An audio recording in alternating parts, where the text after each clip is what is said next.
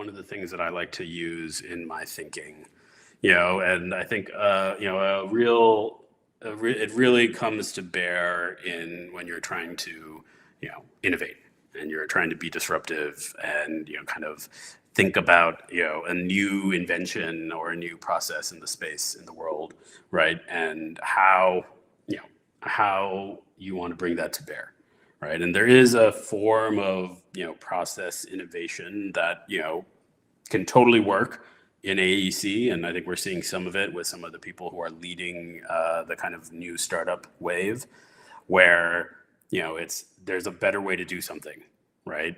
And so if there's a better way to do something, you can figure out how to design that better thing and make it better, right? Replace a process with something that's better, and potentially, if it's really that much better, and you can solve all of the kind of integration and the marketing challenges of getting it out there and getting adoption, right? You can supplant or replace a process, right? So take something like energy modeling, right? It's like energy modeling. The way we currently do energy modeling is difficult, complex, doesn't fit into the process, isn't used in an effective way. But if you can make a better tool for energy modeling, that's great.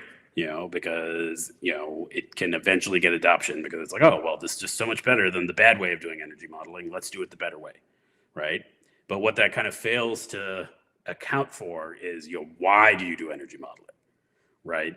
And that's where you start getting into the more of the jobs to be done, right? It's like, so what is the job to be done of an energy model, right? And I think you'll find some people that say like, oh, the job to be done of an energy model is to make a more efficient, better building, right?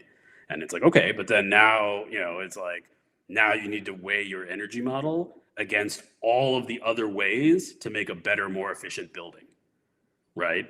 Because that's what it is, right? If you're saying, I need to make a better energy model versus the other way to make an energy model, yeah, sure, you may have made a better version of that, right?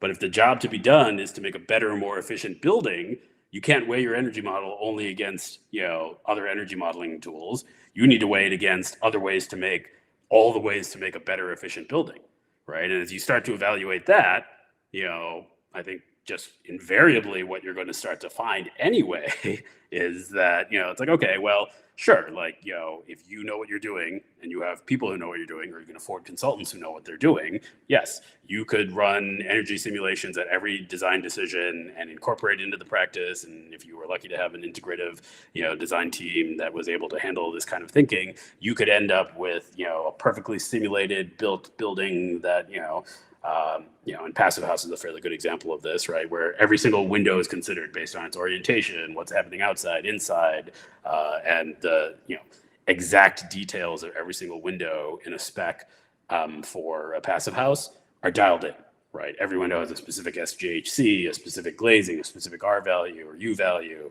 specific window detailing, et cetera, right? So, you can get that, but again, it's just expensive and time consuming, et cetera.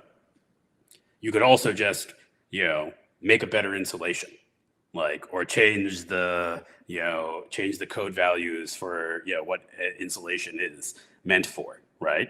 And then overnight, well, maybe not overnight, but over a much shorter period of time at a much larger scale, you would have increased net average energy efficiency of a jurisdiction versus trying to make an energy modeling tool that enables people to make a better passive house designed level energy conscious building, which doesn't solve any of those other jobs to be done of it's like, what happens if you don't have an architect like that? What happens if it's not available in your thing, et cetera, right? So that's I think how I tend to look at applying the jobs to be done, right? It's like you want to be you want to really be analyzing your market, what when you're looking to invent something in the AEC space, what is its market, what is its goal, what is it trying to do, and where's the market in which it lives, right? And that's where it's very easy to say something like, oh, the way we do X sucks, so let's make Y, right? And it's like, okay, but that may be absolutely true. But the only question is, but why does X exist, right? It's like, what is X doing in the larger marketplace in the world, right? And if you can get those fundamental motivations baked into your product strategy, you can really start to maybe find new opportunities, right? Because those new opportunities are going to guide you to like not make Y, but make Z, right? Which is like actually, Z might be much more powerful because it might, co-opt or replace an entire value chain, that's vertical. And, that's how you find truly disruptive ideas, right? And, that's a lot of the difference between, process innovation, which is, I'm not as keen on, versus disruptive innovation, where it's like, can you replace an entire vertical in the market with a new solution, a new idea, a new process? Because that long term is going to be much more, probably rewarding and, much more likely to succeed, right? Not that's guaranteed, but, much more challenging to everyone else around you, which is one of the reasons why it might not